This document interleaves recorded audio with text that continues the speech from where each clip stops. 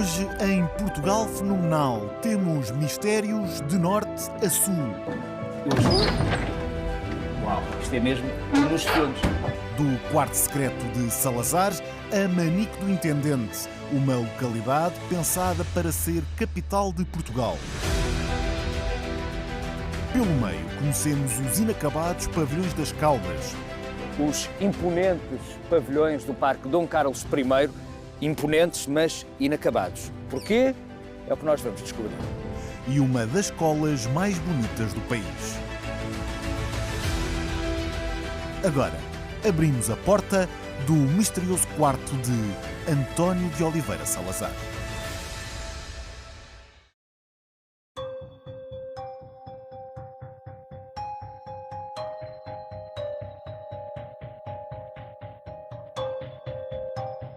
Em Vila Franca de Xira, mais concretamente na aldeia do Sobralinho, encontra um autêntico tesouro. Um palácio com mais de 300 anos de história, mas não foi propriamente por causa da história deste palácio que viemos até cá. Não, mas sim por causa de um quarto que ficou conhecido como o quarto secreto de António de Oliveira Salazar. Graças, estamos no interior da biblioteca do palácio e, aparentemente, com estas prateleiras, os sofás, é uma biblioteca absolutamente normal, convencional, tirando um pormenor. Qual é? É este. Aqui está a porta. Eu juro. Uau, isto é mesmo nos filmes.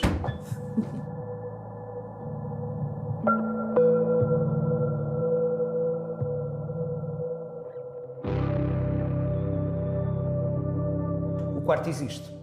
Não há dúvidas, é um quarto secreto, foi construído com esse propósito, até conseguimos perceber, não só pela divisão da biblioteca e do quarto, mas as próprias escadas forradas para não fazerem barulho.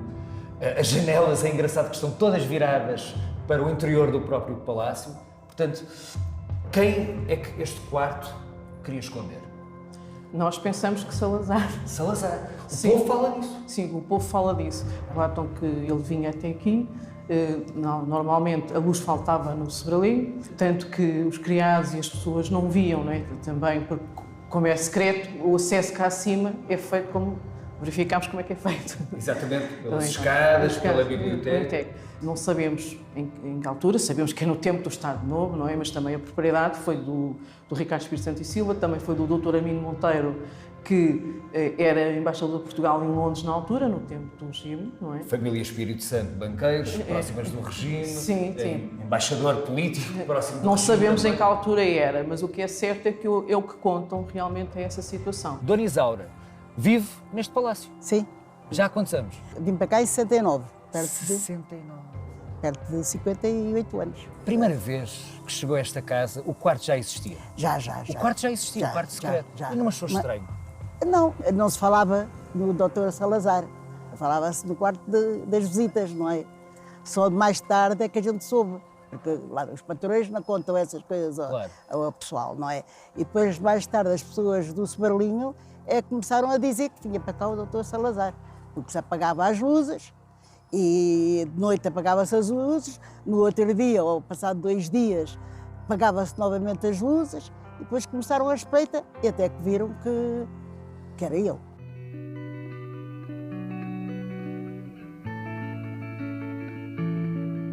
Ele vinha para aqui para se isolar, digamos assim, das perturbações políticas. Como é que sabiam que era o Salazar? Porque o caseiro, à época, era avisado para afastar as pessoas das ruas, porque ia passar os carros que vinham, não era só um carro, que vinham com o Sr. Dr. Oliveira Salazar. Ele vinha de uma forma secreta, acabámos por não saber, vai-se diluindo na história e os intervenientes todos também já morreram praticamente. As pessoas que estão vivas, inclusivamente alguns servidores aqui do Palácio, poderão atestar isso, mas também não se apercebiam, porque mesmo que ele viesse, apagavam as luzes, o que é que viam? Nada. Acabavam por não ver nada. Chegou a conhecer alguém que o tenha Não, visto, não, mas nunca não, ninguém conseguiu vê-lo. Não. Nem mesmo a Dona Isaura. Não, Nunca ouviu. Nunca ouvi, não. Mas arrumava o quarto. Sim, arrumava-se o quarto, mas não, pronto, fazia-se a cama, estava sempre tudo impecável. Nunca viu nada de suspeito? Nada. Mas o que acha? É estranho um quarto secreto? Por alguma razão? É. Sim, porque aquilo fechava-se as portas, como vê, não é? Aquelas portas cá em baixo fechava-se, mesmo que a gente fosse à biblioteca. Não se via nada. Não se via nada. Fiquei muito curiosa em saber que ele teve 5 namoradas. Isso é a Maria. Mas acha que ele tinha cá uma namorada em Vila Franca? Tinha ali para o lado, ali onde está o rio, ali à beira, havia ali uma namorada. Certeza? A certeza eu não tenho, porque eu não vi. Só ouviu falar que o Salazar tinha uma namorada cá, mas não sabe o nome. Não. Porquê que ele ficava num quarto secreto? Porquê? Porque eu tinha um medo que o matassem aqui no Sobralinho, porque aqui eram tudo gente do contra, digamos assim. Okay, contra o regime. Sempre contra o regime, tanto que foi das terras onde houve mais prisões. Nada tem que ver com amantes, há quem diga amantes. Não. Isso o problema já seria dele, não? Era mesmo. Era mais Era mesmo sobre. como defesa. Mais sobre a defesa dele.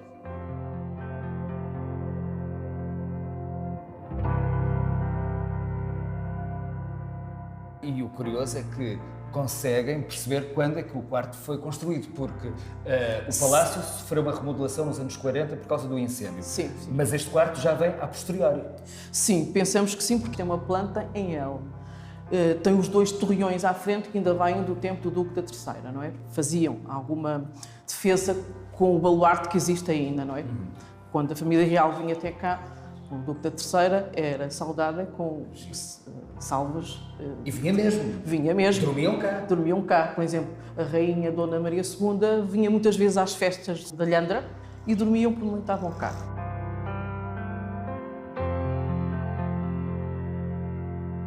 Senhor Presidente, no início dos anos 90, o município adquiriu este património. Sentiram que era importante não só abrir ao público, como também dinamizar este espaço? Sem dúvida. Eu acho que esses são os 2 segredos da mais-valia que temos pelo facto de possuirmos este palácio e esta quinta. Uma é colocá-lo à disposição do grande público e o segundo é permitir a sua dinamização. E, efetivamente, temos aqui uma companhia residente, a Inestética, que faz atividades durante todo o ano ligadas às artes, mas fazemos aqui depois muitas outras coisas, desde workshops, seminários, temos condições para alugar esta quinta também para festas familiares, para batizados, para casamentos. Hoje, por exemplo, estamos a acolher um almoço da Universidade Sénior e todas as semanas há qualquer coisa a acontecer aqui.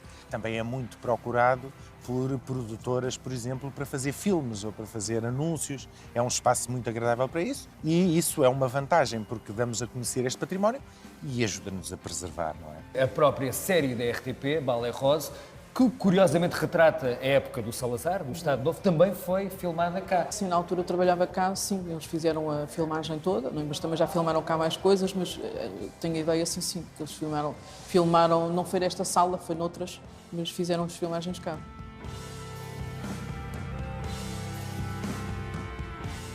Tenho de perguntar, quarto secreto Salazar.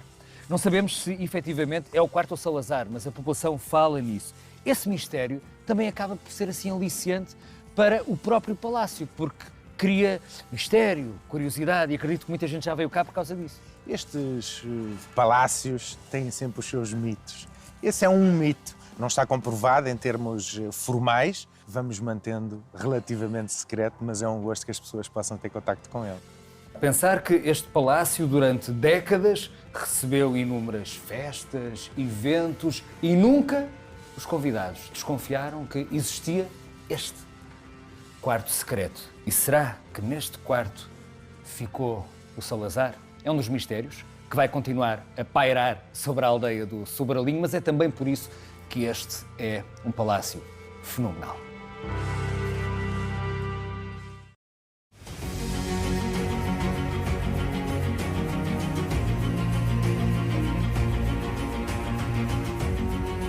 É a sala da cantina.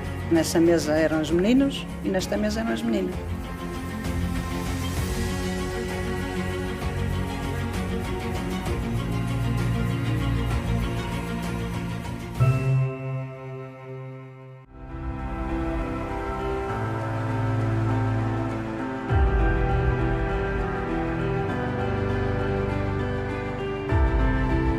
Já ouviu falar de Manique do Intendente? Fica no concelho da Azambuja e, assim, de repente, é impressionante, não é? É que surpreende qualquer um. Repare bem nesta praça, geometricamente perfeita, bem desenhada, inspiração europeia, iluminista. No entanto, estamos a falar de uma vila pacata, com pouco movimento, mas atenção, atenção, já foi sede de concelho e até com possibilidades de ser capital do reino.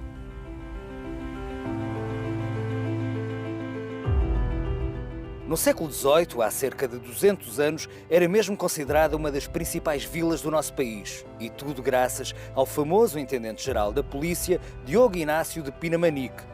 Braço direito do nosso conhecido Marquês de Pombal e homem de grande confiança por parte da Rainha Dona Maria, que, pelos serviços prestados ao reino, ofereceu mesmo a Pinamanique o total poder e soberania da então designada vila de Alcoentrinho. Claro que rapidamente mudou o seu nome para Manique do Intendente, em homenagem a Pinamanique. Aliás, como ainda é possível observar numa placa mesmo à frente do seu palácio. Sim, palácio, porque, como bom nobre que era, Pinamanique mandou também construir um majestoso palácio para aquela que viria a ser a sua cidade de sonho. Não nos podemos esquecer que, além da polícia, estamos a falar de um homem com uma profunda obra social, mandou instalar a iluminação pública na capital e fundou a Casa Pia de Lisboa. Nuno, só por esta planta conseguimos perceber o quão belo, imponente e majestoso ia ficar este palácio. Este edifício, portanto, a tipologia é uma igreja-palácio. A única parte que foi concluída foi realmente a parte da igreja e vemos que das partes laterais, que era para ser a sua residência, temos apenas a parte da fachada. Oficialmente, ele só recebe as terras portanto, da Dona Maria I através de um alvará de 1791. Portanto, ele tem apenas 14 anos para tentar concretizar todo este sonho. Ou seja, quando se diz que a ideia de Pinamanique não era apenas criar uma vila moderna, era já pensar numa cidade e, quem sabe, até a capital do reino, isto é algo que nós podemos acreditar, que nós podemos especular. A capital do reino é algo a especular, mas que queria criar aqui em Manique uma importante cidade em termos regionais. Uma das mais importantes do país, talvez? Talvez, se tivesse tempo para isso, essa seria uma das intenções dele. Ele queria vir, portanto, já foram às minas. As minas é lá em cima, no alto, naquela alto ao pé do cemitério. Vem para a beira da estrada uma calha de água, tudo metido dentro de um coisinho feito no próprio muro, e era para vir até aqui.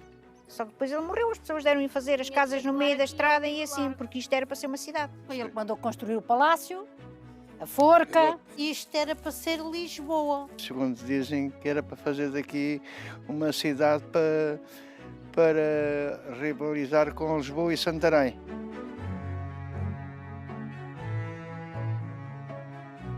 Temos uma estrada rigorosamente orientada no sentido de Lisboa e conseguimos ver que o centro da estrada está geometricamente traçado com o obelisco da Igreja-Palácio, o que mostra o rigor geométrico, portanto, foi tudo pensado ao pormenor. Isto foi o possível que ele conseguiu fazer, não é?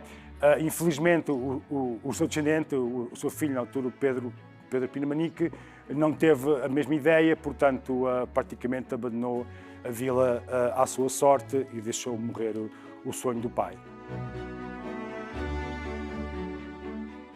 Sr. Presidente, eu acredito que uma das grandes preocupações do município é não só perder este edifício, como depois perder a própria história que este edifício tem para contar. Claro, é isso que não pode acontecer. Não nos parecia mal que este edifício, portanto, e o que resta dele fora a igreja, fosse transformado, portanto, num complexo turístico. Ou seja, manter a estrutura, manter a história. Exatamente. E dar vida através do turismo. E dar vida através do turismo. Como outros exemplos já conhecemos. Exatamente.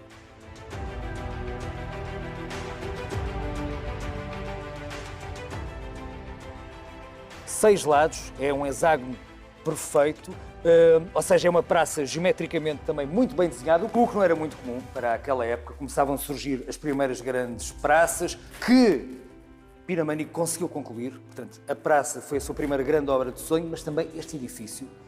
É o edifício da Câmara. Este edifício seria para quê? É aqui que se cumpriam, portanto, todas as funções político-administrativas. E a prisão, onde é que ficava? Seria no piso no piso do resto de chão, ou onde teria outras salas também portanto, dedicadas à governação. O que é que acha que, por exemplo, pensando numa recuperação de um palácio, deste edifício, da Casa da Câmara, o que é que isto poderia ser? Quanto a mim, isso poderia talvez voltar não como Câmara Municipal, mas se calhar como Junta de Freguesia.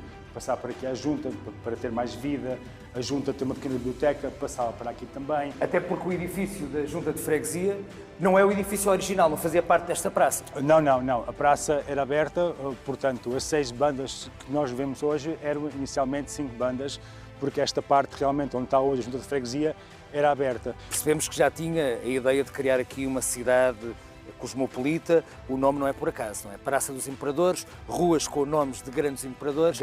Alguém que quer fazer desta cidade uma cidade imperial quase. Exatamente. E o Pinamanique, uns segundos dizem que foi morto e depois que um infiltrado no governo, na altura, que fechou a torneira, digamos assim, do dinheiro ao Pinamanique e ficou tudo por acabar. Morreu ou mataram, não sei. A população acredita que Pinamanique foi mesmo assassinado a caminho da sua vila, de Manico de um Intendente, até porque é uma coincidência, não deixa de ser uma coincidência, e afastado do poder, 2 anos depois perde logo a vida. Afinal de contas, morreu assassinado ou nem por isso? Ele morreu já com uma elevada idade. Quem foi assassinado foi o seu bisneto, com o mesmo nome, portanto, homónimo, o Diogo Pinamanique. Daí a confusão. Daí a confusão. E se Pinamanique não tivesse morrido logo? Se Pinamanique tem conseguido criar esta vila, esta cidade de sonho, provavelmente estaríamos a falar, quem sabe, da capital de Portugal, ou pelo menos de uma cidade absolutamente moderna. No entanto, a sua história continua a ser fenomenal.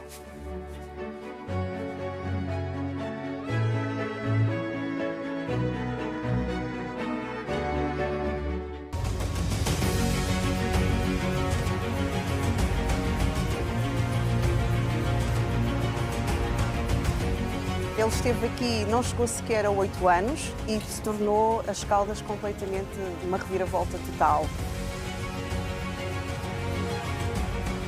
É que depois foi tudo menos hotel. Tudo menos o propósito para o qual foram projetados. Enfim, acabou por receber o Exército, o Regimento de Infantaria, refugiados, escolas, as próprias oficinas que davam apoio também ao Hospital Termal.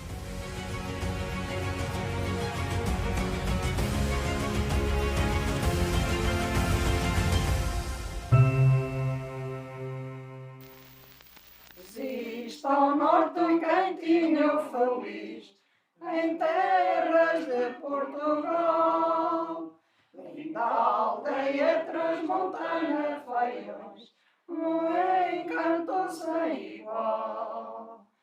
Para os cansados de fresco, és um bairro a branquejar.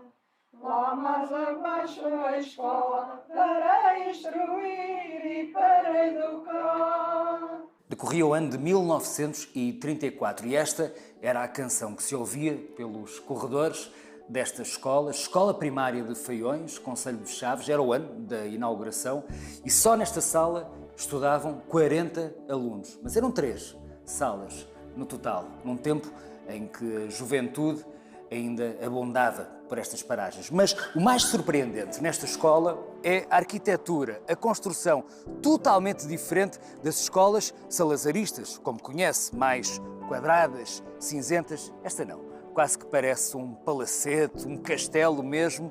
Porquê? Como é que conseguiram autorizar a construção desta escola? E também acaba por ser interessante este facto, é que foi construída uma escola na aldeia de Salazar, Vimieiro, em Santa Combadão, muito semelhante a esta, só que foi construída 10 anos depois. Ou seja, a escola de Feiões serviu provavelmente de inspiração para a construção dessa escola. Há quem diga mesmo que o próprio Salazar passou por cá diversas vezes. Porquê? É o que nós vamos tentar descobrir. Atualmente é uma das grandes atrações turísticas da aldeia flaviense de Feiões. E fica mais esta questão: como é que foi possível construir uma escola como esta, ainda para mais no tempo da ditadura? Tudo se deve a um nome: António Luís de Moraes Sarmento, médico e reitor da Universidade de Coimbra, com fortes ligações a esta aldeia. Homem influente, conseguiu autorizar a construção desta escola à imagem da sua Faculdade de Direito de Coimbra. Aliás, a Torre Cineira não engana. A verba oferecida pelo governo nunca seria suficiente. Foi então que o antigo reitor resolveu investir do seu próprio bolso. E perante tão nobre gesto, a população também decidiu ajudar e contribuiu, e de que maneira, para a construção desta escola. Esta escola pertence ao povo, doada pelo Sr. Dr. Sarmento. Ele tinha muitas saudades de Coimbra ao mesmo tempo, onde ele era reitor, e resolveu fazer uma escola com tudo para os miúdos. E há a imagem de Coimbra, não é? Da Faculdade de Coimbra, um bocadinho. Está ali a cabra ainda. A Torre Cabra, a famosa Torre Cabra. Exatamente.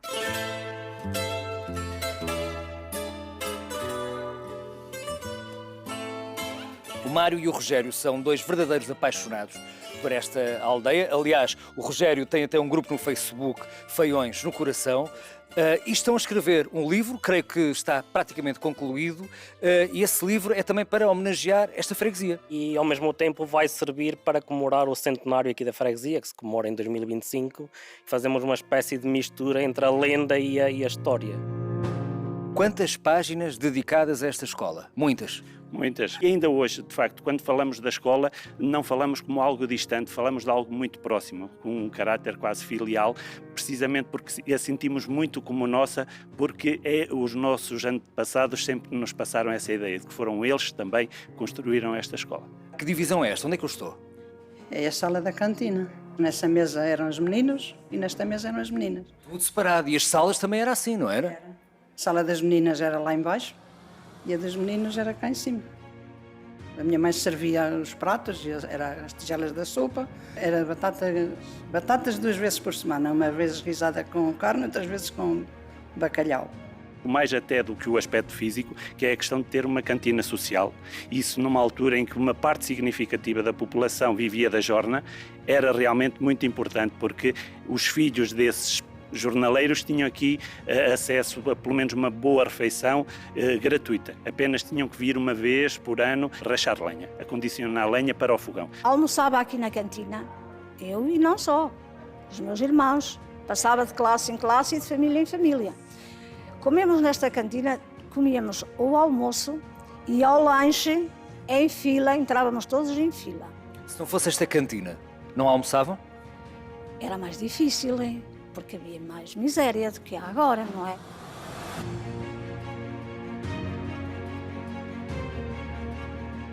Era muito, muito afável, muito acolhedor de toda a gente e construiu o bairro da Bela para as pessoas, para as famílias mais pobres da aldeia.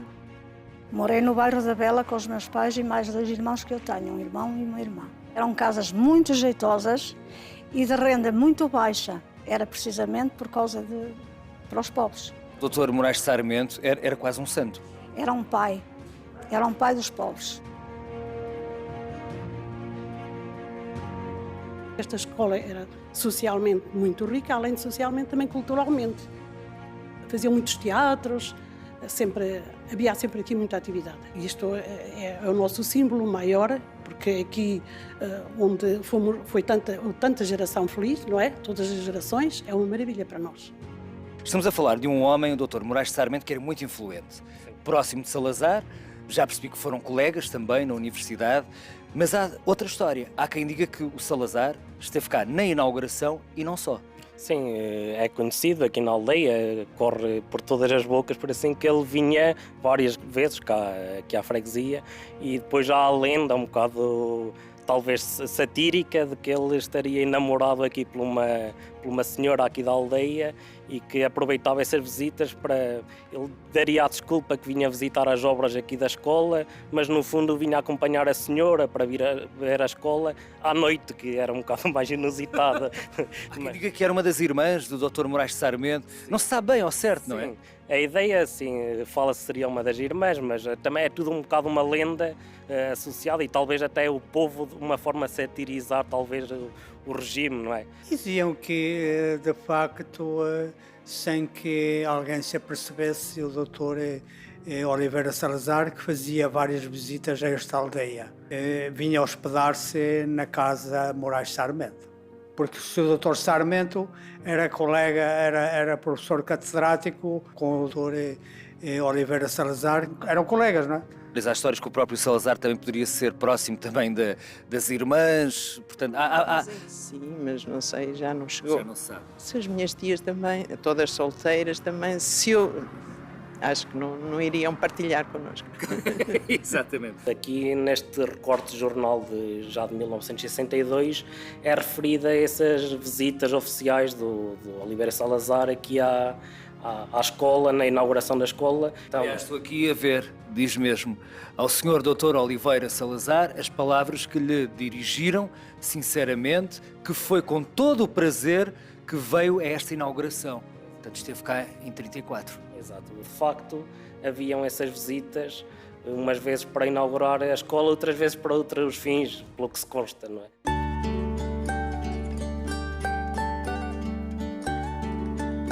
A escola, mesmo assim, ainda funcionou até 2012. Porquê que depois deixou de funcionar? Foi no âmbito daquelas leis em que as escolas tinham de ter no mínimo, eu penso que era 20 ou 21 alunos. Aqui havia 18 alunos e por 2 ou 3 alunos foi encerrada. Esta é a minha sala. E bons tempos? Belos tempos. É bom recordar. Infelizmente já não funciona como escola, mas está de portas abertas. O que é que existe neste espaço hoje em dia? O que é que funciona? A junta de freguesia e curso de formação profissional. Tanto a Câmara considerou o imóvel como um interesse municipal. Para nós é muito bom. É prova que é considerado o edifício como um monumento. Isto aqui é a rainha da freguesia. Tanto, é considerada como sendo orgulho da população toda a escola.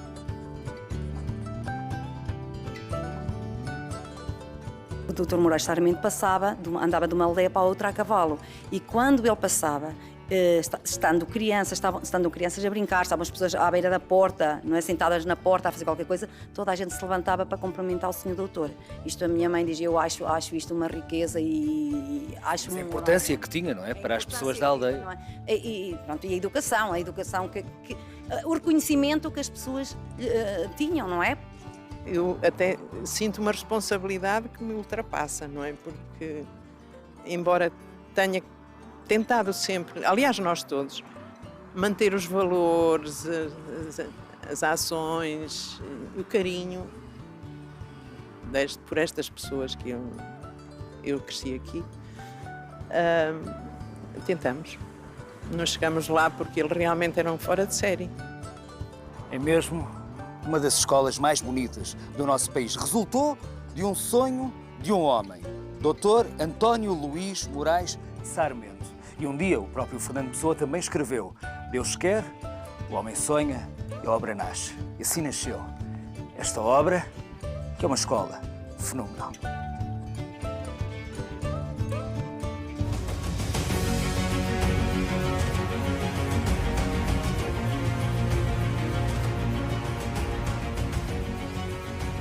Costuma-se dizer que esta casa não custou uma fortuna, esta casa custou muitas fortunas. Continua a ser única no mundo, esta casa. Que nós tenhamos conhecimento com o objetivo e com esta dimensão e beleza, e pensamos que seja único.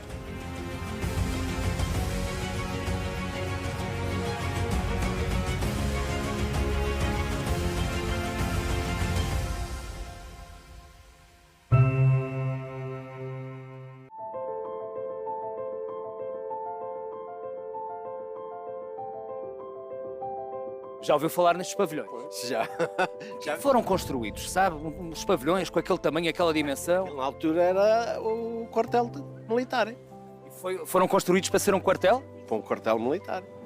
Daquilo que eu ouvi falar era que o meu pai contava que aquilo tinha sido um hospital, onde ele, inclusive, supostamente terá estado internado por uma doença qualquer. É um dos patrimónios históricos e icónicos das Caldas da Rainha, os imponentes pavilhões do Parque Dom Carlos I, imponentes, mas inacabados. Porquê? É o que nós vamos descobrir. O autor do projeto era o engenheiro e arquiteto Rodrigo Bercourt, que chegou às Caldas em 1888 para assumir a direção do Hospital Termal. Homem viajado, culto e moderno, tinha o sonho de transformar as Caldas da Rainha numa das principais estâncias termais da Europa. Para isso, era necessário um parque à inglesa, romântico. E assim foi inaugurado em 1892 o Parque Dom Carlos I. Depois era necessário também um hotel termal e foi aí que começaram os problemas. Dora, estamos a falar de um homem muito à frente mesmo do seu tempo, consegue até concluir alguns pavilhões, mas a população não achou muita piada. Ele esteve aqui, não chegou sequer a 8 anos e se tornou as Caldas completamente uma reviravolta total. Pronto. Logo isso, numa cidade que é conhecida pela cidade das águas mornas, não é? Ou seja, esta maneira muito tranquila de estar, em que se revolta, mas não revolta, traz logo aqui uma certa fricção. E depois, de alguma forma, uma ameaça que as pessoas terão sentido, não é? Principalmente aquelas que viviam diretamente das receitas que o alojamento dos aquistas lhes traziam nas suas próprias casas. Ok, ou seja, o Hospital Termal recebia muitos aquistas. Exatamente. Aliás, é o hospital termal mais antigo do mundo, século XV, impressionante também. E as pessoas recebiam os aquistas em casa, ganhavam algum dinheiro com isso. Se fosse construído um hotel, chapéu. Sim, de alguma forma isso terá sido visto como uma ameaça e terá contribuído aqui um bocado para esse olhar desconfiado sobre esta obra de Rodrigo Bercó.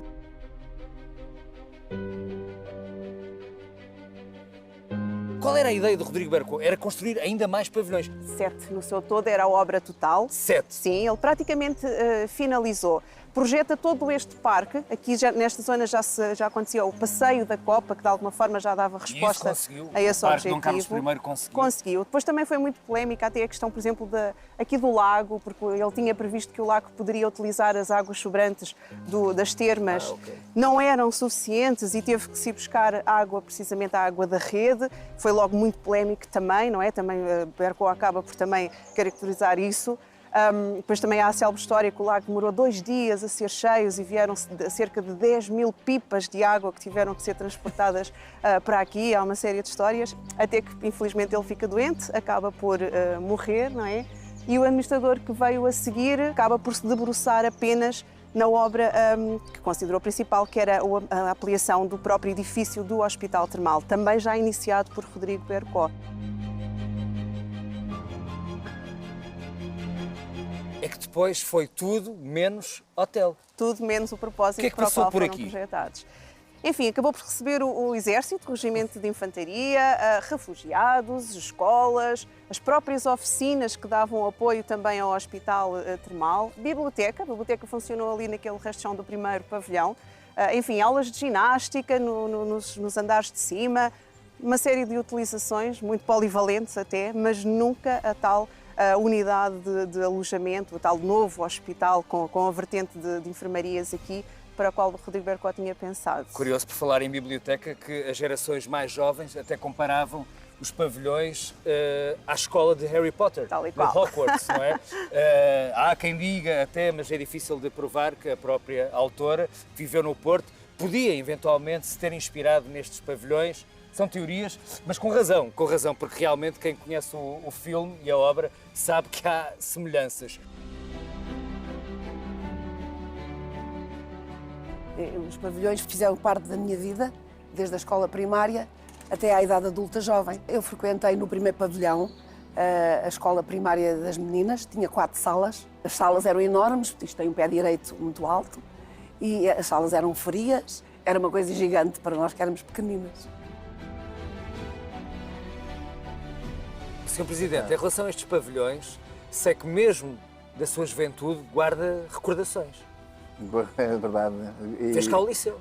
Exatamente, é mesmo bastante, é para sorrir mesmo, porque foram momentos bastante bons da juventude. Do 7º ao 11º ano fiz aqui realmente a escola secundária, normalmente chamava-se liceu, e depois a oportunidade de viver viver a parte educativa num espaço ímpar como este é indescritível.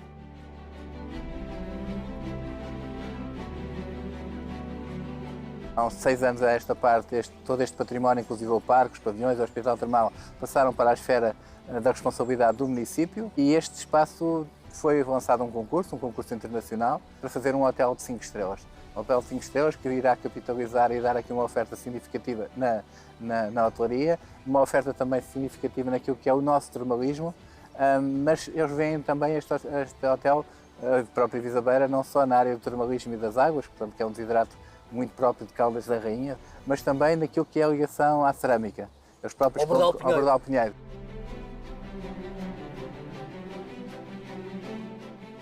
Ainda na minha vida, gostava de ver estes pavilhões recuperados e a funcionar de uma forma bonita e dignificante para a cidade. Acredita?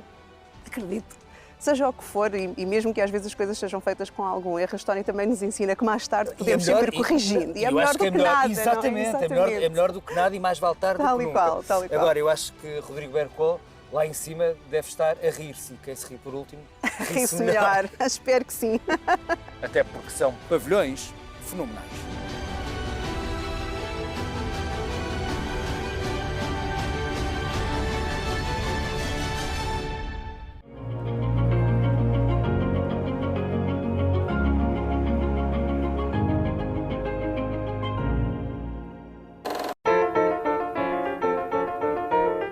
Com quase 200 anos, a fotografia continua a fazer parte das nossas vidas.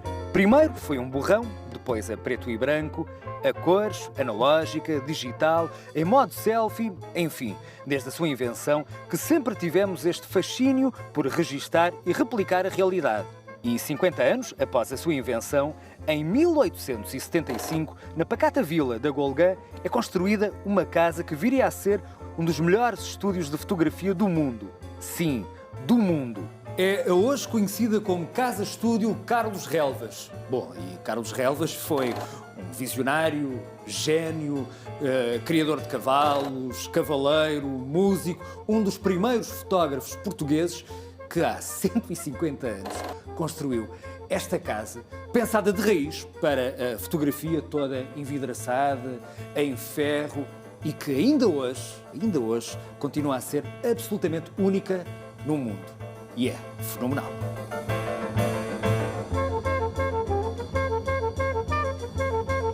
António, esta casa foi construída de raiz, todas as divisões, para ser um estúdio de fotografia. Exatamente. Costuma-se dizer que esta casa não custou uma fortuna, esta casa custou muitas fortunas. Continua a ser única no mundo, esta que casa. Nós tenhamos conhecimento com o objetivo e com esta dimensão e beleza, e pensamos que seja único. No resto do chão temos os laboratórios, ao fundo da sala de visitas, no primeiro andar temos o escritório e depois o estúdio propriamente dito. Carlos Relvas também vai ser inventor. Inventou um barco salva-vidas. Pois, eu desconhecia completamente essa história. Ele inventou mesmo um barco. O barco salva-vidas. O barco era tão bom que se virasse ao contrário, ganhava imediatamente a forma anterior. E então as pessoas deram-lhe a alcunha de o sempre em pé.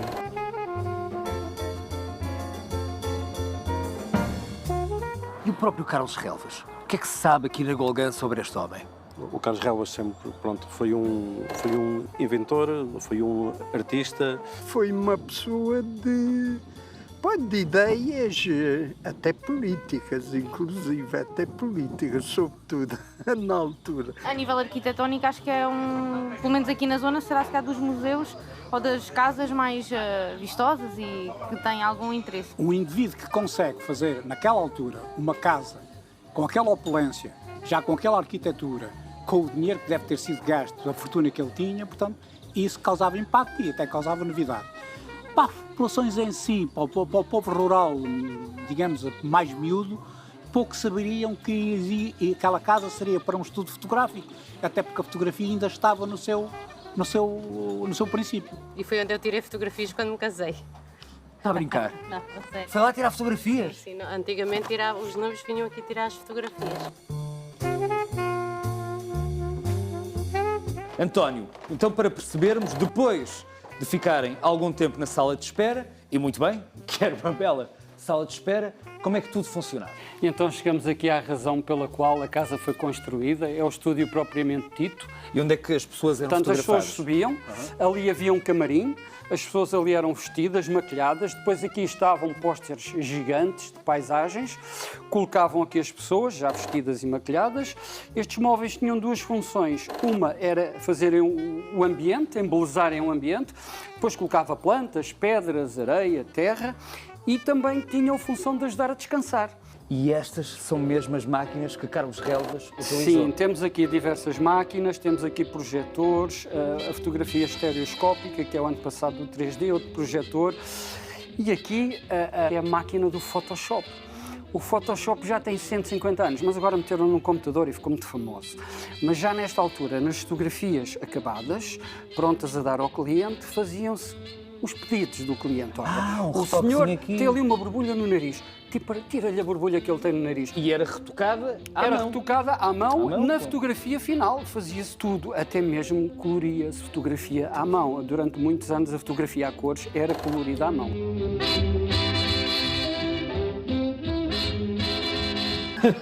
Mas se o Tiago quiser, o amigo Carlos fala diretamente consigo. Oh, António, lá está a história dos mortos, novamente. E do fantasma, há a história do fantasma. Ele andava por aqui, há muitas histórias que o povo conta de Carlos Relvas a cavalo, pela noite fora, pelos campos, a Carlos Relvas a tocar o piano em noites de tempestade, quando não estava ninguém na casa. Há a história do fantasma, faz Nunca parte. ouviu? Não, nunca ouvi. Mas o boneco fala? Há quem diga que aparece ali. Os terrenos abrangem um local onde agora nos estáis escutando. O Carlos, o próprio Carlos Relvas está a falar connosco. A casa, o jogo do pau e a esgrima. O António conhece mesmo de cor e salteado esta casa, mas ainda hoje a casa consegue surpreendê-lo. Sim, quando nós estamos lá em cima no estúdio, parece que estamos numa dimensão diferente, parece que estamos no céu, porque está tudo aberto à volta. É uma ideia de um gênio magnífico. E Carlos Relvas não só fotografou, como construiu um autêntico templo dedicado à fotografia. Esta casa, estúdio, uma casa fenomenal.